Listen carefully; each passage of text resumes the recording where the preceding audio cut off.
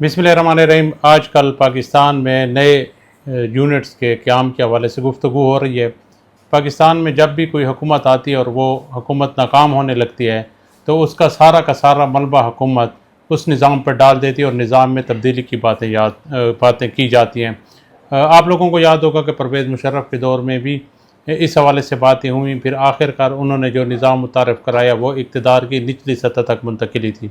वो भी एक फ़ौजी और आमिर की हुकूमत तक ही चल सका, फिर उसके बाद ना इक़्तिदार निचली सतह तक मुंतकिल हुआ, ना निचले लोगों को फ़ायदा हुआ। एक मरतबा फिर हुकूमत जो है वो निज़ाम की तब्दीली की बातें कर रही है और इस निज़ाम के बेनिफिशरी जिनमें मौजूदा वज़ीर दाखिला मोहसिन नकवी का नाम लिया जाता है, उन्होंने ये बात किया कि पाकिस्तान का जो निज़ाम है वो कोलैप्स कर चुका है और नए निज़ाम की बातें हो रही हैं। और नया निज़ाम क्या है, वो 28वीं तरमीम के ज़रिए नए सूबों का क़याम है। तो आज हमारे साथ मारूफ तजिया निगार, कालम निगार और सीनियर साफ़ी अबुल मुअज़्ज़म तुराबी मौजूद हैं। उनसे पूछते हैं कि हुकूमत जो मौजूदा निज़ाम लाना चाहती है तो वो क्या समझते हैं कि क्या इस निज़ाम से पाकिस्तान के मसाइल का हल मुमकिन हो सकता है। जनाब तुराबी साहब, आप इस हवाले से क्या कहेंगे? जी देखिए जी, आपने जैसे बता दिया कि ये तो परवेज़ मुशर्रफ के नहीं बल्कि जनरल ज़िया-उल हक़ के दौर में भी तमाम डिवीज़नों को सूबा बनाने की एक तजवीज़ सामने आई थी। बहुत पुरानी तजवीज़ चल रही है। ठीक है, अब भी लेकिन वही बात हो रही है। मैं ये समझता हूँ कि जब ये इस तरह की बात की जाती है तो ये आमराना ज़हनीत रखने वाले या आमरियत को नाफिज करने वाले लोग करते हैं। आपने देखा कि 1 यूनिट बना तो कि जी 1 यूनिट में जो है फ़ायदा है, हमें ये फ़ायदे गिनवाए गए। फिर मशरक़ी पाकिस्तान हमसे कट गया, कहा गया कि मशरक़ी पाकिस्तान जो हमारी सारी आमदन तबाही बर्बादी की वजह से खा जाता है, तो मगरबी पाकिस्तान जो है उसके वसाइल वहाँ सर्फ हो जाते हैं। मशरक़ी पाकिस्तान कट गया तो आपने देखा कि मगरबी पाकिस्तान तो पीछे चला गया और मशरक़ी पाकिस्तान हमसे आगे निकल गया।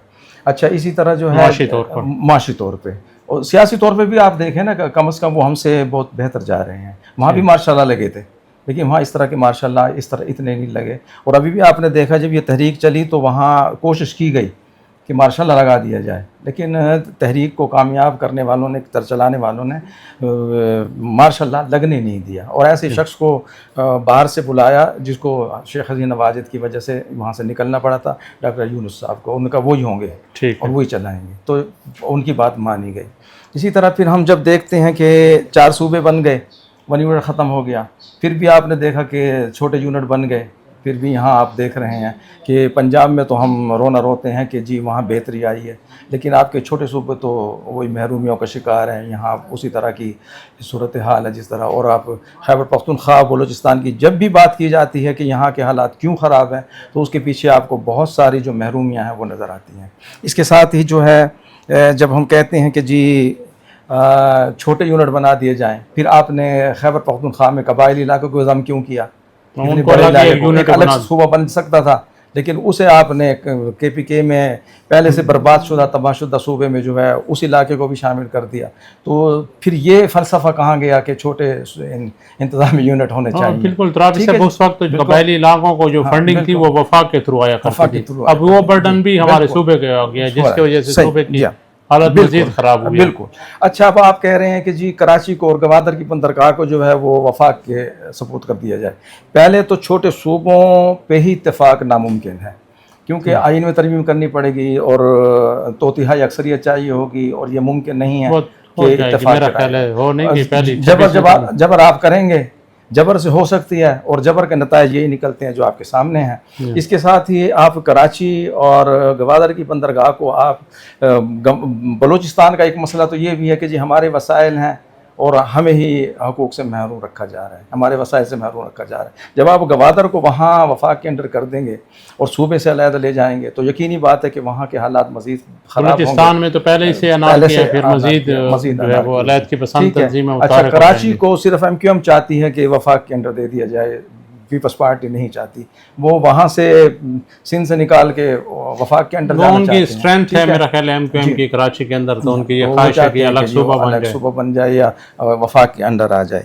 अच्छा, इसके साथ ही आप मुझे ये बताइए कि क्या छोटे यूनिट बना के आप इंतज़ामी यूनिट तो बना लेंगे, क्या चलाने वाले यही नहीं होंगे? अगर ये आज नाअहल हैं, नालायक हैं, नहीं चला सकते, तो ये कल भी नहीं चला सकेंगे, चाहे छोटे यूनिट हों चाहे बड़े यूनिट हों। اسی طرح آپ دیکھ رہے ہیں کہ آپ کا بڑا یونٹ جو ہے وہ بہتر جا رہا ہے چھوٹے صوبوں سے. یہی سراب سے میں تھوڑی سی اس بات کو یہیں پر روکتے ہیں, اس پہ بات کرتے ہیں کہ یہ جو بات ہو رہی ہے کہ جو یونٹ ہیں ان کو نچلی سطح تک منتقل کریں, ڈویژن کی سطح پر صوبے بنائیں, بلکہ یہ جو ہمارے جنوبی اضلاع ہیں خیبر پختونخوا کے یا پنجاب کا آپ دیکھیں ملتان والی سائڈ, ان کے جو جنوبی اضلاع ہیں, تو یہ الگ اگر یہ صوبے بن گئے, پنجاب تو جو آپ نے بات کی ہے یہ بڑی فکر والی بات ہے کہ پنجاب تو ایک بڑا صوبہ ہے, بہت اچھے طریقے سے ڈیلیور کر رہے ہیں. مسائل تو وہاں پہ جو صوبے پہلے سے بھی چھوٹے ہیں اور ان میں مسائل بھی زیادہ ہیں, تو ان کو مزید چھوٹا کر کے میرا خیال ہے مزید مسائل نہیں بڑھ جائیں گے. آپ کیا سمجھتے ہیں؟ یہ چیز ہے نا. اچھا اب آپ دیکھیں نا, پھر اس کے پیچھے جو ہے جو منطق ہے وہ شخصی حکومت و صدارتی نظام کی ہے. آپ مجھے بتائیں کہ جنرل ایوب خان کی شخصی حکومت, ان کا ایک بول جو تھا وہ قانون ہوتا تھا, آئین کوئی حیثیت نہیں رکھتا تھا, قانون کوئی حیثیت نہیں رکھتا تھا. اچھا اس کے ساتھ ہی پھر جنرل ضیاء کے دور میں آپ دیکھ لیں, پرویز مشرف کے دور میں دیکھ لیں, صدارتی نظام تھا, مکمل طور پر شخصی نظام تھا. ان کا زبان سے نکلا ہوا لفظ جو تھا وہ قانون ہوتا تھا. تو کیا بہتری آ گئی ایک شخص کے ہاتھ میں دینے سے اختیارات؟ آپ مرکزیت کو ختم نہیں کرتے, آپ اختیارات منتقل نہیں کرتے, آپ کہتے ہیں یہ صوبے ٹھیک نہیں چل رہے, آپ کہہ رہے ہیں کہ ان کو تقسیم کر دیا جائے پھر یہ ٹھیک چلیں گے. جب مرکزیت ہی رہے گی, ایک ہی شخص کے ہاتھ میں اختیارات رہیں گے, یا جو جابر لوگ ہیں جبر کرتے رہیں گے, تو یہ کبھی بھی بہتری نہیں آئے گی, کبھی بھی. وہاں آپ مجھے بتائیں کہ چھوٹے یونٹ جب بن جائیں گے تو ان کی کوئی صنعت و زراعت ترقی کر جائے گی, ان کی صنعتی پیداوار بڑھ جائے گی, ان کی زرعی پیداوار بڑھ جائے گی, یہاں روزگار عام ہو جائے گا, یہاں مسائل حل ہو جائیں گے, وسائل بڑھ جائیں گے, برآمدات زیادہ ہو جائیں گی. جب یہ سب کچھ نہیں ہوگا تو صورتحال تو ویسے رہے گی, بے روزگاری بھی رہے گی. آپ کیا سمجھتے ہیں تجربہ جو کر رہے ہیں اس کا کیا؟ دیکھیں نیت ٹھیک ہونی چاہیے, ملک کو چلانے کے لیے نیت ٹھیک ہونی چاہیے. اپنی ذہنیت کو ٹھیک کریں, اپنے کردار کو ٹھیک کریں, اپنی عیاشیوں کو ختم کریں, غیر ضروری اخراجات کو ختم کریں. یہ قرضے لے لے کر ملک چلانے کی بجائے اپنے وسائل پیدا کریں. آپ نے دیکھا ابھی کے پی اسمبلی میں ایک بل پاس ہوا ہے جو انقلاب کے لیے آئے تھے, جو تبدیلی کے لیے آئے تھے, مراد کا ایک بل پاس ہوا ہے. قومی اسمبلی میں تو ہمیشہ ہوتے رہتے ہیں, ان کی مراد جو ہے وہ سب سے زیادہ ہے. بالکل. تو اب آپ دیکھ لیں کہ آئے روز جو ہے پاکستان جو ہے وہ اس کا خزانہ خالی ہے, عوام کے لیے جو ہے مشکلات ہیں, مسائل ہیں, مہنگائی ہے, ٹیکسز ہیں, IMF کی شرائط ہیں, تیل مہنگا ہے, بجلی مہنگی ہے, گیس مہنگی ہے, اور وہ بھی دستیاب نہیں ہے. اظہار رائے کی آزادی نہیں ہے, یہاں الیکشن کمیشن آزاد نہیں ہے, شفاف الیکشن نہیں ہوتا, یہاں عوامی رائے کا احترام نہیں کیا جاتا, یہاں مرکزیت کو ختم نہیں کیا جاتا, یہاں اداروں کو ٹھیک نہیں کیا جاتا, یہاں سیاسی مداخلت ختم نہیں ہوتی, یہاں جو ہے وہ اپنا اس کا عیاشیاں جو ہیں وہ ختم نہیں ہوتی ہیں. یہ سب کچھ عدل و انصاف نہیں مل رہا. عوام کو آپ عدل و انصاف نہیں دے سکتے, آپ جرائم کو کیسے روکیں گے, آپ بدعنوانی کو کیسے روکیں گے, آپ جو لوٹ مار چل رہی ہے بہتری کیسے لائیں گے, جب آپ مصنوعی مہنگائی کو آپ کیسے روکیں گے؟ آپ کے ادارے کام نہیں کر رہے, آپ کے محکمے کام نہیں کر رہے. آپ کی نیت ٹھیک ہو, آپ کی ذہنیت ٹھیک ہو, آپ کا کردار ٹھیک ہو تو سب کچھ ٹھیک ہو جائے گا. 1 یونٹ میں بھی ہو سکتا ہے, 4 صوبوں میں بھی ہو سکتا ہے, اور چھوٹے انتظامی صوبے بنا کر بھی ہو سکتا ہے. لیکن آپ یہ نہ کہیں کہ یہ مرکزیت جو اختیارات کی وہ ختم نہ ہو.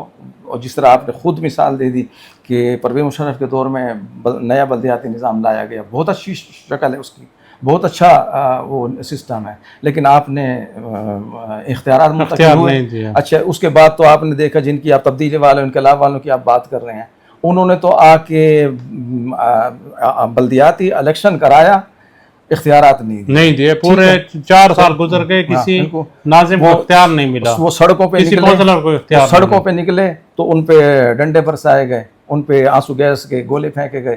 تو یہ سب کچھ جو ہو رہا ہے, مجھے آپ یہ بتائیں کہ اس طرح کوئی محرومیاں ختم ہو سکتی ہیں؟ آپ محرومیاں ختم نہیں کر سکتے تو آپ اس نظام کو ٹھیک نہیں کر سکتے, اس ملک کو اپنے پاؤں پہ کھڑا نہیں کر سکتے. اچھا تراب سے میں آپ کو یہ بات بتاؤں کہ صرف یہ نہیں ہے کہ آمریت میں کوئی ایسا ہوتا ہے, ہمارے سیاسی نظام میں دیکھو, دور حکومت میں آپ دیکھیں, جیسے اب ہمارے کے پی میں حکومت تھی PTI کی, نچلی سطح پہ جمعیت جیت گئی, دوسری پارٹیاں جیت گئی تو انہوں نے ان کو اختیار ہی نہیں دیا. لازم دیکھیں ہر ایک یہ بندہ نہیں ہے کہ اس کا مطلب ہے یہ جمہوریت تو نہ ہوگی, جمہوریت نہیں ہے, ظاہر ہے کہ رائے کی آزادی نہ ہوئی, جمہوری لوگ خود عوامی رائے کا احترام نہ ہوا, خود جمہوری لوگ نہیں کرتے, اور یہ جمہوری اقدار و روایات اور سیاسی آزادیت تو نہ ہوگی نا.